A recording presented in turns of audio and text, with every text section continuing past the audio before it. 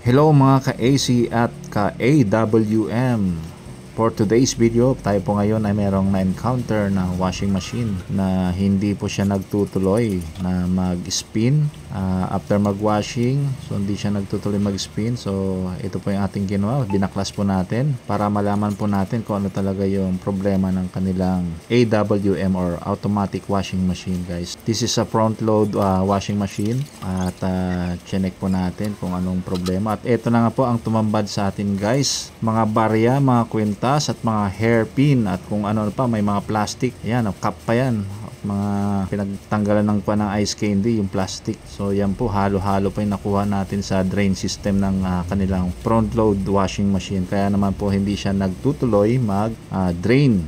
Kaya po siya hindi siya nag-spin. So yan po yung problema ng washing machine na ito. Paalala muli sa mga may mga washing machine, lalo sa mga automatic, no, ito po ay medyo maselan po ating mga ginagamit na automatic washing machine. So siguraduhin po natin na wala po tayong mga natitirang mga barya o kung anumang bagay sa ating mga bulsa para at least hindi po siya makasira sa ating washing machine kagaya niya, no. Pumasok pa mismo sa mismong drain pump motor ng kanilang washing machine.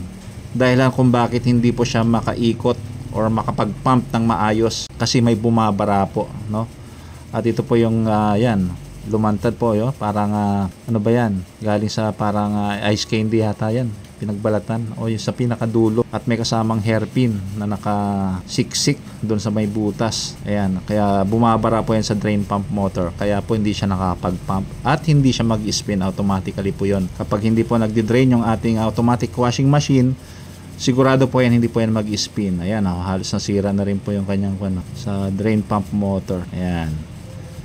So, yan. Kaya po, ingatan po natin talaga yung ating mga labahin. See to it na wala po siyang mga natitira mga barya kung anumang bagay sa mga bulsa ng ating mga lalabahan. So, yan po. Tinanggal na po natin yan at nilinis. Ayan, so hairpin, no? So yan po. Siyempre, after nyan ay atin na pong nilinisan ang washing machine na to para tuloy na po natin maibalik. At yan po ay pinalinis na rin po talaga ng may-ari. Actually, dapat ang gagawin lang namin dyan, i-check lang namin. So nakita rin namin na medyo madumi na yung washing machine, kaya na-advise ko na rin po sila. Palinis na po yung kanilang washing machine. At after nga po natin maayos at naibalik ang kanyang mga parts, at ito na po, pinapagana na po ng ating kasama ang washing machine at yan na po, umandar na po siya.